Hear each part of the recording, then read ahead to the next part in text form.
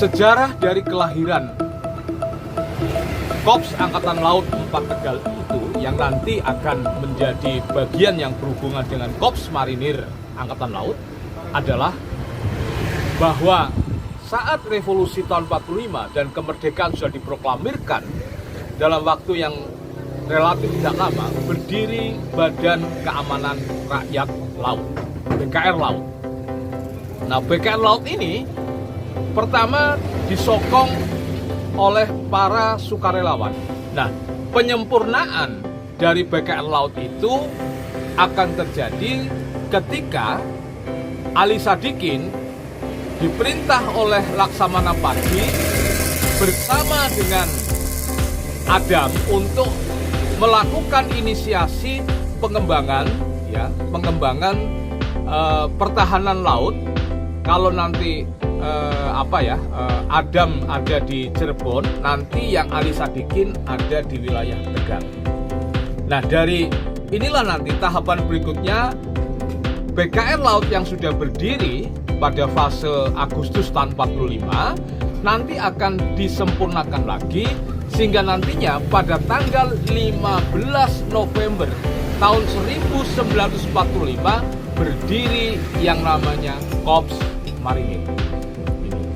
Korps Marinir inilah yang nanti akan menjadi benteng pertahanan sama-sama dengan benteng ketentaraan lainnya dan juga kelaskaran yang akan berjuang di wilayah Tegal dan sekitarnya.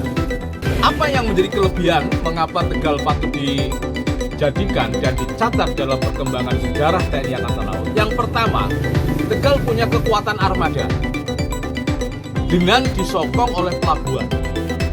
Dan yang kedua, Tegal punya lembaga pendidikan Angkatan Laut pada waktu itu. Ada sekolah nih yang untuk mencetak para kadet bintara Angkatan Laut yang lokasinya yang menarik ini ada di wilayah Gayam ini sekarang menjadi wilayah yang berada di Jalan Gajah Mada. Yang kedua, ada sekolah perwira Angkatan Laut yang ada di Kalibakung. Setelah kondisi relatif aman, setelah agresi militer pertama itu nanti muncul ada sekolah Angkatan Laut. Sekolah Angkatan Laut ini yang sekarang berada di Komplek Pius dan sampai ke SMK negeri yang dekat Sutomo itu. Nah, SAL ini adalah sekolah yang berada di bawah koordinasi tanggung jawab dari Markas Besar Angkatan Laut di Jogja. Inilah yang saya kira penting untuk kita kemukakan, karena tidak hanya wilayah Surabaya dan Jakarta saja yang menjadi bagian penting dari dinamika pertumbuhan ini. Karena kita melihat